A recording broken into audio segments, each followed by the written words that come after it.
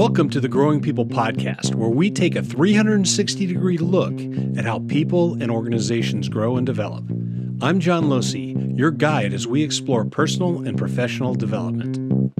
It's Friday, New Year's Eve, December 31st, 2021, and I've been taking you all along on my journey on how I reflect on the past year and do my development planning for the coming year. And I use this tool that I developed over the past 8 years or so, and it's called Your Growth as a Journey. This week, I take between Christmas and New Year's every year, and I do my development planning.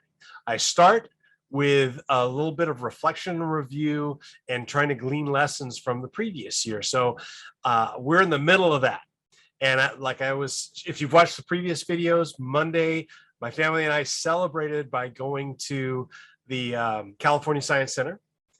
Tuesday, my body told me that I had to take that kind of a rest. So that was my recovery day. Wednesday, I started doing what I call the review. And as I worked that through, then yesterday, Thursday, didn't exactly go as planned because I went and had my breakfast with these group of men that I've been meeting with for 15 years and came home, and my wife and my son were sick. So I spent the day helping them recover, and I didn't get to all the stuff I wanted to yesterday, but today was the first day in this process that actually went semi as planned.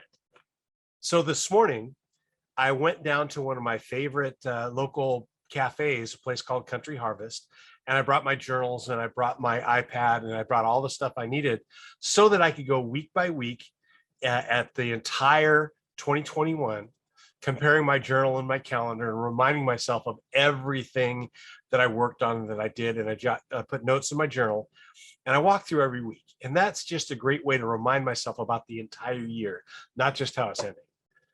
And then I went down, I'm setting up a studio, podcast and YouTube studio in Office Suites here in Westlake, California. And I set that up. It took me a couple hours moving things around, getting things set up. And we're almost ready to open that up for people to come in and do their own podcasts and YouTube videos. Then I came home and I grabbed these are my information from last year. I do things called guided questions. I get more into that later on in my process, but I have my development plan, my 2021 journey plan. And I take this and I grade myself.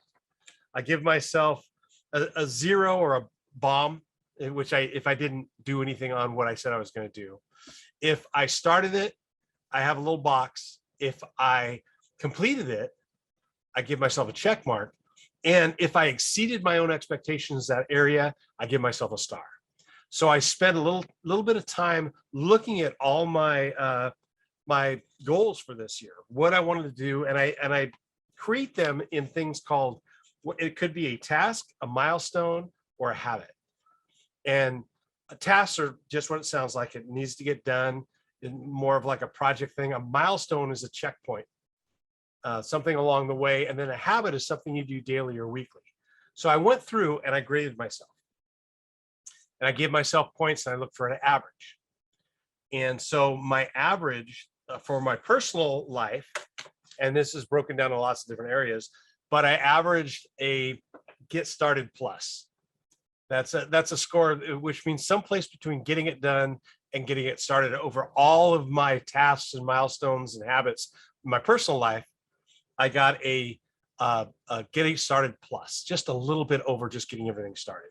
Now for my business, I got what I say would be a check minus, which means that I got a lot of stuff done, not just started, but done in my business stuff. Now you'll notice that I didn't get any exceeds this year for myself.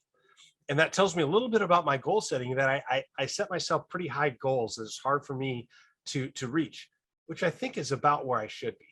Now, some really cool things that I noticed that happened this year is over 500 hours of virtual and hybrid production or facilitation.